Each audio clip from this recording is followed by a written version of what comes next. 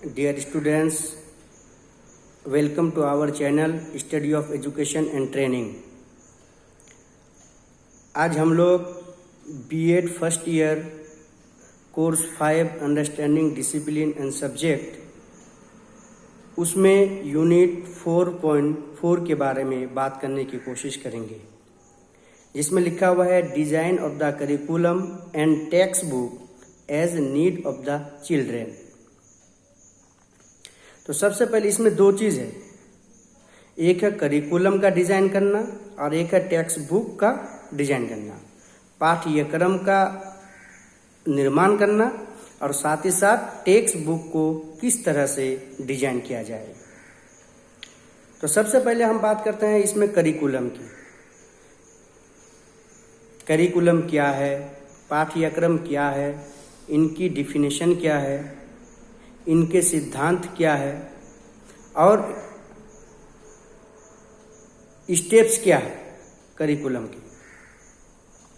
तो बात करते हैं, सबसे पहले हम बात करते हैं करिकुलम। करिकुलम का जो डिक्शनरियल मीनिंग है वो यही है कि करिकुलम का जो शब्द है ये कुरेरे से बना है और जिसका मतलब होता है रेस कोर्स यानी दौड़ का मैदान। तो करिकुलम को दौड़ का मैदान क्यों कहा जाता है? करिकुलम को दौड़ का मैदान इसलिए कहा जाता है, रेस कोर्स इसलिए कहा जाता है क्योंकि यहाँ पे बहुत सारे स्टूडेंट्स, बहुत सारे विद्यार्थी, बहुत सारे तलबा अपने गोल को, अपने टारगेट को, अपने लक्ष्य को पाने के लिए हर कोई अपने अपने हिसाब से मानसिक स्तर पर, ज़हनी तौर पर दौड़ लगाता है। हर कोई सोचता है कि हम टॉप करेंगे, हम आगे जाएंगे, हमको फर्स्ट करना है, हमको सबसे ज़्यादा नंबर लेके आना है, हमको यूनिवर्सिटी में टॉप करना है। कोई सोचता है कि हमको कॉलेज में टॉप करना है, कोई सोचता है कि हमें क्लास में टॉप करना है। तो सब लोग अपने अपने स्तर पर, मानसिक स्तर पर सारे लोग कोशिश करता है, मानसिक स्तर पर दौड़ लगाता है अपने गोल को पाने के लिए। इसीलिए बोला जाता है करिकुलम को रेस का कोर्स यानी दौड़ का मैदान। ठीक, ये हो गया करिकुलम का, पाठ्यक्रम और निसाब का डिक्शनरिकल मीनिंग। अब हम देखेंगे कि एक बहुत बड़े एक्सपर्ट ऑफ द करिकुलम है जिनका नाम है कनिंघम। उन्होंने इसका डिफिनेशन दिया है। तो इन्होंने इनका डिफिनेशन क्या दिया है, इन्होंने इनकी तारीफ बयान की है, इन्होंने करिकुलम की जो परिभाषा है वो बताया है। तो उसको हम लोग जानने की कोशिश करते हैं। तो इन्होंने जो डिफिनेशन दिया है वो ये है, curriculum is a tool in the hand of artist to mould his material according to his ideas in his studio. मतलब यहाँ पे ये है कि जो करिकुलम है, जो पाठ्यक्रम है, ये कलाकार के हाथ में, ये आर्टिस्ट के हाथ में एक ऐसा साधन है। आर्टिस्ट का मतलब टीचर, टीचर के हाथ में एक ऐसा साधन है, कलाकार के हाथ में एक ऐसा साधन है, एक ऐसा औजार है, एक ऐसा जरिया है जिसके जरिए से वो क्या करता है, टू मोल्ड हिज मटेरियल, यानी वो अपने स्टूडेंट्स को मोड़ता है। कहाँ मोड़ता है भैया? अकॉर्डिंग टू हिज आइडियाज, अपने उद्देश्य, अपने गोल, अपने टारगेट के ओर या अपने टारगेट के अनुसार। कहाँ पे? इन हिज स्टूडियो। स्टूडियो का मतलब होता है स्कूल, अपने स्कूल में। अब मतलब यहाँ पे ये हुआ, the curriculum is a tool in the hand of artist to mould his material according to his ideas in his studio. यानी निसाब पाठ्यक्रम एक ऐसा औजार है, एक ऐसा साधन है कलाकार के हाथ में, टीचर के हाथ में, जिसके जरिए से वो अपने मटेरियल को, अपने स्टूडेंट्स को अपने उद्देश्य के अनुसार, अपने आइडियाज के अनुसार ढालता है। कहाँ? अपने स्कूल में, अपने स्टूडियो में। समझे कि नहीं? जिस तरह से मतलब यहाँ पे क्या हुआ कि अगर आप किसी लोखंड की दुकान में जाएंगे, लोहे की दुकान में जाएंगे, समझे कि नहीं, तो वहाँ वो रॉड को आग में जलाता है और जलाने के बाद अपने हिसाब से, अपना अनुसार उसको जो बनाना चाहे वो बनाता है। इसलिए कि वो क्या है, उसका आर्टिस्ट है, उसका कलाकार है। बिल्कुल इसी तरह से कोई भी टीचर अपने क्लासरूम में एक कलाकार होते हैं, हाँ, और उनके कुछ गोल होते हैं, उनके कुछ टारगेट होते हैं, उनके कुछ नस्बुल आइन होते हैं। उसके अनुसार वो अपने बच्चों को क्या करते हैं, ढालते हैं, और ढालने के बाद क्या करते हैं, हाँ, उसको जो बनाना चाहिए वो उसको बनाते हैं। तो ये हो गया डिफिनेशन ऑफ द करिकुलम। इस डिफिनेशन को दिया है जनाब कनिंघम ने, जो बहुत बड़े एजुकेशनिस्ट थे और एक्सपर्ट ऑफ द करिकुलम थे। अब अगर हम लोग बात करना चाहे कि प्रिंसिपल ऑफ द करिकुलम, पाठ्यक्रम के सिद्धांत क्या है, निसाब के उसूल क्या क्या है, तो उसमें अगर हम लोग बात करना चाहे तो कुछ इस तरह से बात कर सकते हैं कि करिकुलम का जो सिद्धांत है उसमें नंबर 1 पे अगर हम लिखना चाहे, 1 number, it should be child centred, यानी जो करिकुलम होना चाहिए, जो पाठ्यक्रम होना चाहिए, हाँ, जो निसाब होना चाहिए वो तिफल मरकूज होना चाहिए, बाल केंद्रित होना चाहिए, चाइल्ड सेंटरेड होना चाहिए। मतलब इसका ये हुआ कि हम जो भी क्लासरूम में टीचिंग करेंगे या हमारा जो कुछ भी करिकुलम होगा, जो कुछ भी हमारा सिलेबस होगा, उसको जब भी बनाया जाए, उसको जब भी निर्माण किया जाए, उसको जब भी तैयार किया जाए, तो बच्चों को अपने ध्यान में रखकर बनाया जाए, बच्चों के अनुसार बनाया जाए, बच्चों की जो नीड है, बच्चों की जो जरूरत है, बच्चों की जो आवश्यकताएं हैं, उनके अनुसार उसको बनाया जाए। समझ रहे हैं कि नहीं? बच्चे की जरूरत के अनुसार करिकुलम का निर्माण किया जाए, इसी को बोला जाता है इट शुड बी चाइल्ड सेंटरेड। ये दूसरा नंबर का जो सिद्धांत है वो है इट शुड बी एमफुल, यानी जो करिकुलम है, जो पाठ्यक्रम है, जो निसाब है, ये बामकसद होना चाहिए, उद्देश्यफुल होना चाहिए। हाँ, यानी जब भी करिकुलम का निर्माण किया जाए, पाठ्यक्रम को बनाया जाए, तो उसके पीछे कोई ना कोई मकसद हो, कोई ना कोई उद्देश्य हो, कोई ना कोई टारगेट हो। ऐसा नहीं कि फालतू बना दिया, किसी न किसी गोल को लेकर ही करिकुलम का निर्माण किया जाए, ताकि जब भी हम उसको बनाएंगे और क्लासरूम में उसका इम्प्लीमेंटेशन करेंगे, तो अपने गोल को हासिल करने के लिए, अपने टारगेट को हासिल करने के लिए टीचर और स्टूडेंट दोनों मिलकर प्रयास करें, कोशिश करें। इसलिए गोल होना जरूरी है, और उसके लिए क्या होना चाहिए, इट शुड बी एमफुल, बामकसद होना चाहिए, उद्देश्यफुल होना चाहिए। और जो तीसरी सिद्धांत है वो क्या है, it should be related to life. जो करिकुलम है ये बच्चे की जो जीवन है, बच्चे के जो लाइफ है, जो जिंदगी है, उससे मुताल्लिक होना चाहिए, उससे रिलेटेड होना चाहिए। हाँ, तभी बच्चा उसमें पढ़ने में इंटरेस्ट लेगा। अब बच्चे के जीवन से रिलेटेड जब भी कोई बात होगी तो बच्चा उसको दिल से सुनेगा। और इस सिलसिले में एक बहुत बड़े एजुकेशनिस्ट है, साइकोलॉजिस्ट है, जिसका नाम है E.L. थॉर्नडाइक। उन्होंने भी एक सिद्धांत दिया था, प्रिंसिपल ऑफ रेडीनेस, यानी जब भी टीचर क्लासरूम में जाए तो क्लासरूम में जाने के बाद टीचिंग करने से पहले, अपने टॉपिक की स्टार्टिंग करने से पहले, अपने अनुवाद की शुरुआत करने से पहले, बच्चों को कुछ सिखाने से पहले, सबसे पहले इस सिद्धांत को अपनाएं, जिसको बोला जाता है प्रिंसिपल ऑफ रेडीनेस, तैयारी का सिद्धांत, तैयारी का उसूल।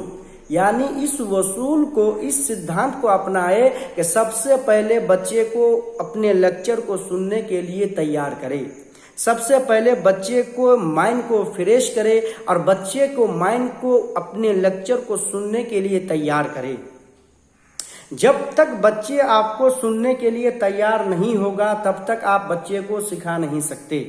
बच्चे को अगर आपको सिखाना है तो बच्चे को मानसिक स्तर पर आपको रेडी और तैयार करना जरूरी है। तो ये कैसे कर सकते हैं, ये इस तरह से कर सकते हैं कि जो टॉपिक है, जो आप बताने जा रहे हैं, जो लेक्चर आप देने के लिए जा रहे हैं, उसको बच्चे की जो जीवन है, बच्चे की जो जिंदगी है, उसके लाइफ है, उससे आप रिलेट कर दीजिए, उससे उसका लिंक कर दीजिए, उससे उनका रिलेट कर दीजिए। जब उससे रिलेट करके आप बताएंगे तो बच्चा सुनने के लिए मजबूर हो जाएगा, इसलिए कि बच्चा वही चीज सुनना पसंद करता है जो उसके लाइफ से मुताल्लिक हो, जो उनसे लाइफ से रिलेटेड हो। इसीलिए तीसरा सिद्धांत है it should be related to life, यानी जो भी करिकुलम हो, जब भी करिकुलम का निर्माण किया जाए तो किस तरह से किया जाए कि इसका कनेक्शन हमारी बच्चे की जीवन से हो, बच्चे की जिंदगी से हो। 4 नंबर का जो सिद्धांत है वो क्या है? इट शुड बी डेमोक्रेटिक, जमहूरियत पर मबनी हो। हमारा करिकुलम और निसाब जमहूरियत पर मबनी हो। मतलब क्या हुआ कि निसाब जो होना चाहिए डेमोक्रेटिक होना चाहिए। जैसे माना जाता है कि हमारा देश इंडिया, हमारा देश भारत और हिंदुस्तान एक ऐसा देश है कि इस देश में सबसे ज्यादा धर्म के मानने वाले लोग पाए जाते हैं। दूसरे देशों के मुकाबले में इंडिया में सबसे ज्यादा धर्म के मानने वाले पाए जाते हैं। सबसे ज्यादा रिलीजियन वाले इंडिया में हैं। सबसे ज्यादा भाषाएं बोली इंडिया में जाती है और सबसे ज्यादा इंडिया ही में हिंदू, मुस्लिम, सिख, ईसाई, हर जात हर पात के लोग मिलजुल कर रहते हैं। सबसे ज्यादा इंडिया में मिलजुल कर रहते हैं। तो ऐसे देश में, ऐसे देश जिसको बोला जाता है कसरत में वहदत, कसरत है फिर भी इसमें एकता है। समझ रहे कि नहीं? तो कहा गया है इसमें क्या कि इट शुड बी डेमोक्रेटिक का मतलब यह है कि जब भी पाठ्यक्रम का निर्माण किया जाए, जब भी निसाब साजी किया जाए, निसाब को बनाया जाए, तो उस वक्त इस सिद्धांत को, इस उसूल को ध्यान में रखना जरूरी है कि जो भी करिकुलम का हम निर्माण करने के लिए जा रहे हैं, जो भी करिकुलम हम बनाने के लिए जा रहे हैं, उस करिकुलम से किसी जात के मानने वालों को, किसी धर्म के मानने वाले को, किसी कास्ट के मानने वालों को, किसी रिलीजियन के मानने वाले को या किसी वर्ग को या किसी सोसाइटी को कोई तकलीफ नहीं पहुंचना चाहिए, कोई परेशानी नहीं पहुंचना चाहिए, उनको हार्ट नहीं होना चाहिए, उनके दिल में कोई चोट नहीं लगना चाहिए। ऐसा करिकुलम का निर्माण करना है, ऐसा करिकुलम बनाना है कि जो सबके लिए यकसा हो, जो सबके लिए यकसा हो, जो सबको अच्छा लगता हो, किसी के दिल को चोट ना पहुंचता हो। तो उसी को बोला जाता है इट शुड बी डेमोक्रेटिक। ये क्या होना चाहिए? डेमोक्रेटिक होना चाहिए, जमहूरियत पर मबनी होना चाहिए। और 5वां सिद्धांत अगर आपको बताना के लिए जाए तो it should B activity based. It should B activity based, यानी जो एक्टिविटी है, समझ रहे कि नहीं? यानी जो एक्टिविटी है मतलब क्या कि जो सरगर्मियां होती है उस पर भी वो क्या हो, मबनी हो, एक्टिविटी बेस्ड हो। ऐसा नहीं है कि सिर्फ बच्चे को क्लास में ही शिक्षा दिया जाए, बच्चे को सिर्फ क्लासरूम में ही तालीम और तरबियत दिया जाए, ऐसी बात नहीं है। बल्कि करिकुलम का निर्माण इस तरह से बनाया जाए कि उस करिकुलम में, क्लासरूम में शिक्षा के साथ साथ बच्चा को कुछ ऐसा डाल दिया जाए करिकुलम में कि वो एक्टिविटीज के जरिए से भी कुछ सीखे, खेल कूद के जरिए से भी कुछ सीखे, गाने से, नाचने से, सिंगिंग से, खेल से कुछ उनको सीखने का मौका मिले। कुछ ऐसा एक्टिविटीज करिकुलम में रखना जरूरी है, कंपलसरी है। और 6 नंबर का अगर आपको हम बताना चाहे सिद्धांत, तो वो क्या है? इट शुड बी फ्लेक्सिबल, लचीला होना चाहिए, लचीलापन, है ना, रिजिड नहीं होना चाहिए। करिकुलम हमेशा लचीलापन होना चाहिए कि अगर जरूरत के अनुसार करिकुलम में चेंज की जरूरत पड़े, बदलने की जरूरत पड़े, तो हम उसको जरूरत के अनुसार, आवश्यकता के अनुसार उसको हम बदल सके और उसको बदलने में कोई तकलीफ और परेशानी ना हो। तो इसलिए कहा गया है, इसी को बोला जाता है प्रिंसिपल ऑफ द करिकुलम, या पाठ्यक्रम के सिद्धांत। और एक पॉइंट और आपको बताने के लिए जा रहे हैं, चूंकि टाइम ज्यादा हो गया। एक पॉइंट अगर आपको हम बता दें, वो क्या है? Steps of curriculum construction. Steps of curriculum construction, पाठ्यक्रम निर्माण के सोपान, यानी पाठ्यक्रम को कैसे निर्माण किया जाता है, उनके क्या तरीके हैं, उनके क्या स्टेप्स हैं, किस तरह से किया जाए। तो अगर उसको हम देखना चाहे तो क्या होगा? Selection of aims and objective. 1 number पे selection of aims and objective, जो हमारे लक्ष्य है, जो टारगेट है, सबसे पहले उसका हम सिलेक्शन कर लें। कि हम किस क्लास के लिए करिकुलम का निर्माण करने के लिए जा रहे हैं, करिकुलम का कंस्ट्रक्शन करने के लिए जा रहे हैं, उसको आप पहले माइंड में बैठा लीजिए और उसी के अनुसार आप क्या कीजिए, कोई गोल बनाइए कि बच्चा 10वीं क्लास में है तो बच्चे को कितना सीखना चाहिए, बच्चा 12वीं क्लास में है उनको कितना सीखना चाहिए, बच्चा बीए में जा रहा है तो उसको कितना सीखना चाहिए। पहले वो आप एम्स और ऑब्जेक्टिव फिक्स कीजिए और उसके अनुसार आप क्या करेंगे, फिर सिलेक्शन ऑफ कंटेंट। दूसरा नंबर पे सिलेक्शन ऑफ कंटेंट, जो मटेरियल है उसी के अनुसार, यानी आप 10वीं क्लास में बच्चे को क्या बनाना चाहते हैं, कैसा बनाना चाहते हैं, कितना नॉलेज देना चाहते हैं, कितना ज्ञान देना चाहते हैं, वो पहले आप फिक्स कीजिए। उसी के अनुसार आपको क्या करना है, कंटेंट का सिलेक्शन करना है, मटेरियल डालना है उसी के अनुसार, ताकि जो आपका गोल है, जो आपका टारगेट है, उसी के अनुसार बच्चा उसको पढ़ने के बाद वैसा ही बन सके जैसा आपने सोचा है, जैसा आपका उद्देश्य है, जैसा आपका टारगेट है। और तीसरा नंबर पे क्या है, selection of learning experiences. Learning experience, अधिगम के जो अनुभव है उसको हमको सिलेक्शन करना है कि इससे पहले जो करिकुलम था उसमें क्या कमी थी, क्या अच्छाई थी। अगर कमी थी तो उसको हटा देना है और अगर अच्छाई थी तो उसको ले लेना है। समझ रहे कि नहीं। हकीकत में होता भी है कि किसी इंसान के अंदर अगर अच्छाई है तो उसको ले लेना चाहिए और बुराई है तो उसको छोड़ देना चाहिए। तो इसी को बोला गया सिलेक्शन ऑफ लर्निंग एक्सपीरियंसेस के मतलब यह है कि इससे पहले का जो करिकुलम था उसमें जो बुराई है उसको हम छोड़ देंगे और जो अच्छाई है, जो उसमें एडवांटेज है, जो उसमें गुण है उसको हम ले लेंगे और एक नया करिकुलम का निर्माण करेंगे। और लास्ट में क्या है, 4 नंबर पे organization of content and learning experiences, यानी जो कंटेंट है और लर्निंग एक्सपीरियंस है ये दोनों को हम क्या करेंगे, ऑर्गेनाइजेशन करेंगे, दोनों को आपस में मिलाकर उसको सेट करेंगे, उसको फिट करेंगे, तब जाकर हम क्या करेंगे, पाठ्यक्रम का निर्माण करेंगे।